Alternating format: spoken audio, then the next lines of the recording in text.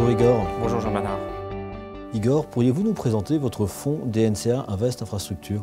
Oui, tout à fait. C'est un fonds qui investit dans des valeurs d'infrastructure, des sociétés exclusivement exploitantes d'infrastructures dans des secteurs aussi différents que sont le transport, l'énergie, les infrastructures sociales, type maison de retraite, ou les infrastructures qui deviennent de plus en plus critiques, les infrastructures de télécommunication et de transfert de données. C'est un fonds qui est éligible au PEA, donc qui doit à tout moment être investi à hauteur de 75% en actions européennes, mais le fonds peut aussi aller chercher des idées d'investissement à l'international pour une proportion allant jusqu'à 25%. S'agit-il d'un placement qu'on pourrait qualifier de défensif?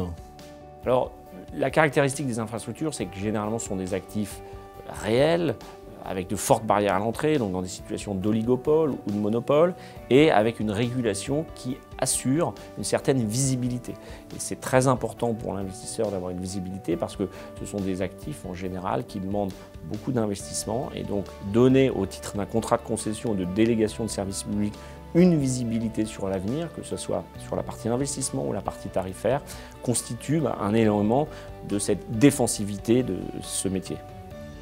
Quel est le lien entre le fonds et l'inflation? Quelle est la corrélation?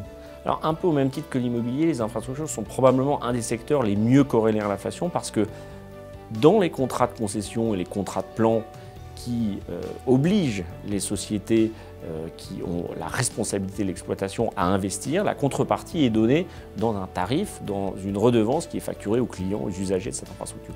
Eh bien, pour accompagner l'accroissement des investissements, le régulateur en général autorise l'exploitant d'infrastructure à augmenter ses tarifs, on le voit bien avec les péages autoroutiers, et généralement la meilleure façon de calculer une augmentation, c'est d'indexer à l'inflation ces tarifs. Donc oui, c'est un des secteurs qui bénéficie le plus de cette réplication de l'inflation.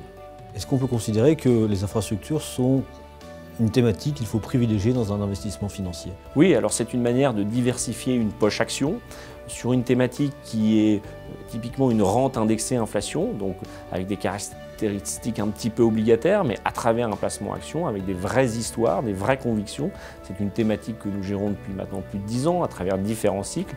Et la visibilité dans ces véhicules d'infrastructure permet d'obtenir aussi des dividendes assez généreux pour le fonds parce que nous avons cette résilience, cette capacité à traverser les cycles de meilleure manière que d'autres secteurs, évidemment intrinsèquement beaucoup plus cycliques, comme l'automobile ou les matières premières. Merci Igor. Merci Jean-Bernard.